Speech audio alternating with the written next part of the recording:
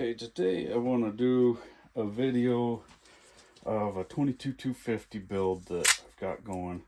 I have a plan in mind. It's going to be a white, a little bit of tan, black and gray camo. So I've got my lower, upper, and my handguard all washed. I want to incorporate the cerakote up onto the scope. So I'm going to just temporarily I've got my scope rings on here. I'm gonna leave those black, but just to mount this on there, I'm gonna put the lower rings on at least, and just kind of check rough level. Doesn't have to be perfect.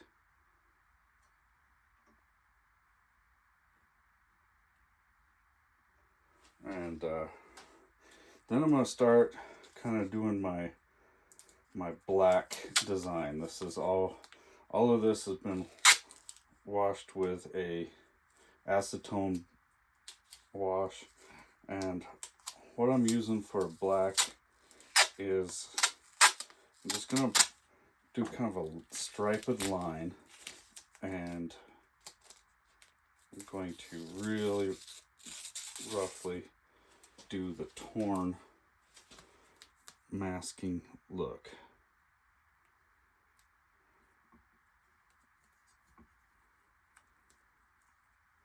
And just wrap that up and around, and then take I use tongue depressors, and I can carve. I have a selection of these that I've just carved into different types of points, and just rub that down till it's tight, and you're not going to get a lot of leak underneath there. I have learned what I'm going to do is I'm just going to push all this down on this side, flip the gun around, and push it down on the other side. I've also learned it's almost impossible to mask off these pick rails very well. So I need to decide if I'm going to leave those, if I'm going to do a white or a black, but I usually just leave those all one solid color. If I spray them white and kind of bring the gray and the tan up over it, it'll look really good. And then and just not have any black up there. That way my masking's not trying to cover that pick rail, which is really difficult.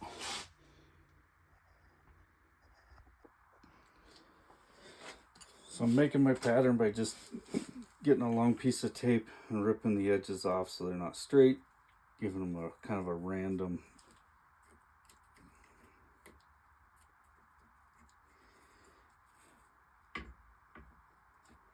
rough edge, and just pushing, starting at one end, pushing it down tight. As you can see, I'm about 3 to 4 inches apart on each one of my tape patterns, and just kind of bringing it around,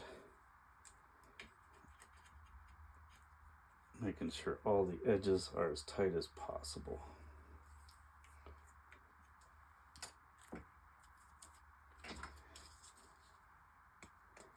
Do one more here. If you want to do a wider one, you can take a couple pieces of tape and add them together. Just trying to rip that purposely random, if that makes any sense. I don't want straight lines as much as possible. And I think just because I don't want I want this to be more random, I think I might just kind of do a little bit of a branch off of this one, and you see I'm bringing it a little bit closer, trying to bring some more color into this wider space, or less color, I guess, since we're masking black. So when you get around these complex little corners and whatnot, you're going to end up tearing the tape as you try to fold it around. And then that's where you can take some of your other scraps and kind of piece it back in. If that doesn't make sense to you, I will show you here. My camera's stand's going to be a little bit short, but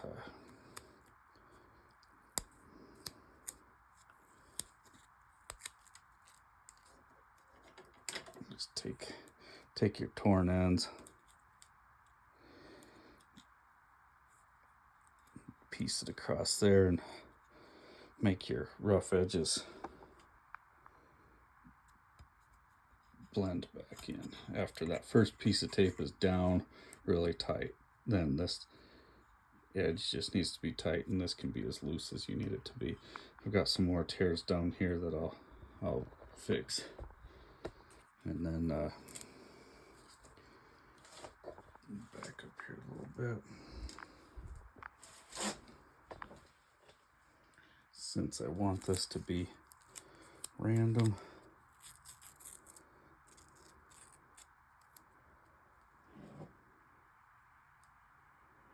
give this little branch here somewhere.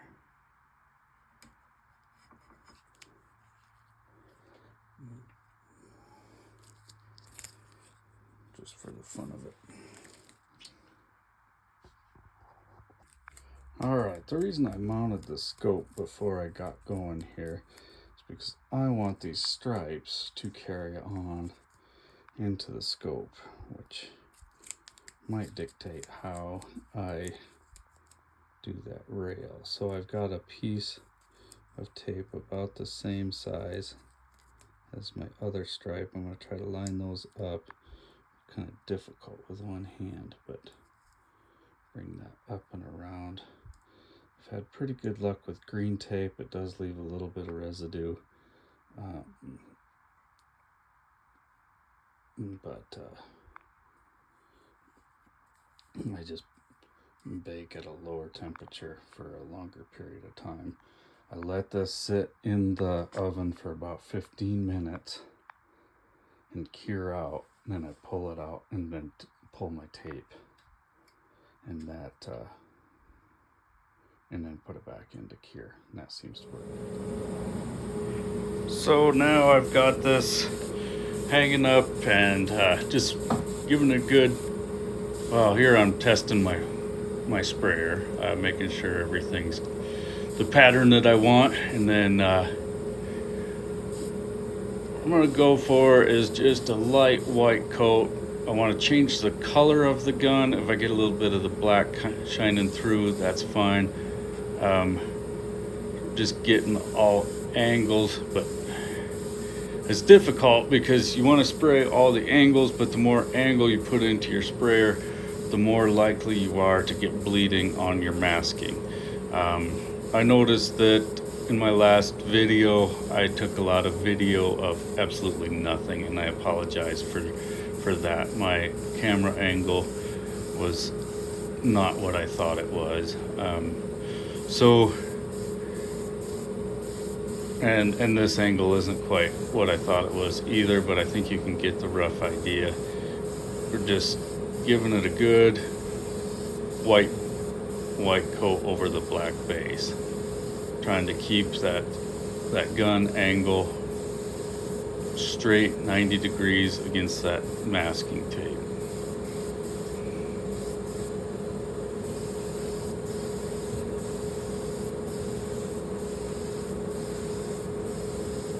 Getting pretty good coverage. Not like we're gonna go and put 2-3 coats on this for a solid white like a Star Wars gun. We're just trying to add into that base coat.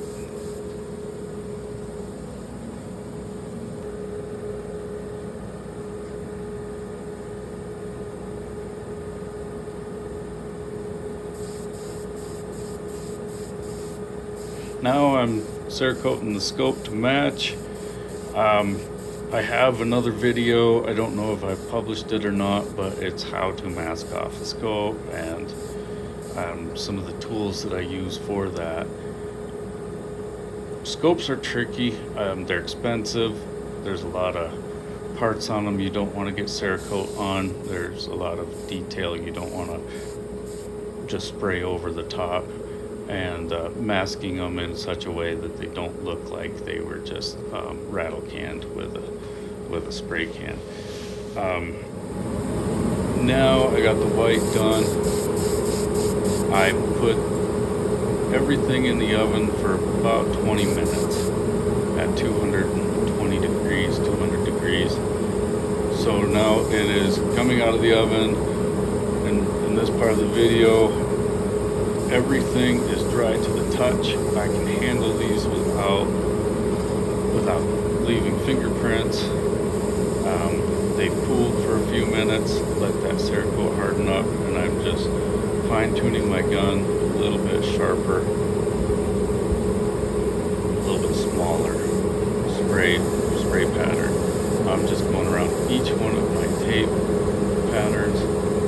I don't mind leaving a little bit of a white shadow over between the tape and my gray line, and I'm just kind of feathering that in, just feathering the trigger. I'm going to do this on both the scope and the gun parts, and then come back and do the tan right over the top without any additional baking.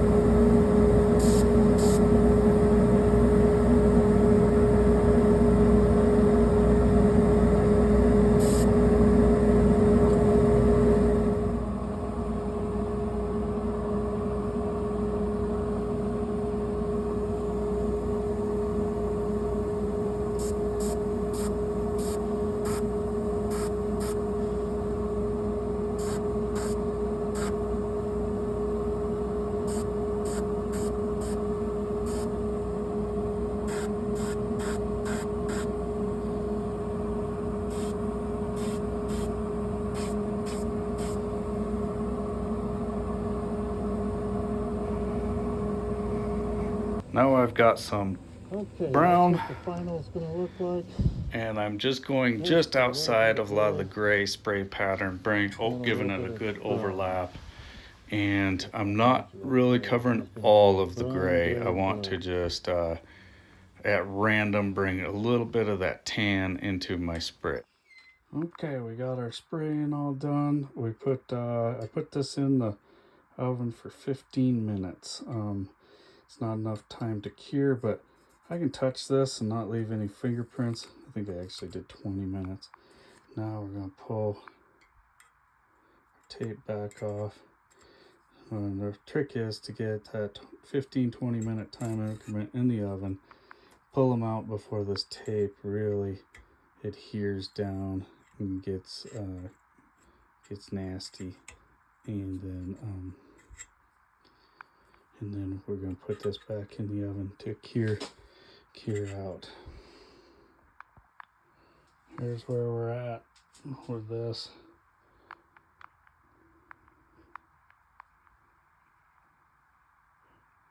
I think it's going to be awesome. I got a little bit of bleeding past the tape here. I probably just didn't get that tight. And then it helps also just to spray from this angle, not from the sides at all. But it's really difficult to do because if you're just spraying from one angle on that pick rail, you don't get down into each one of those grooves.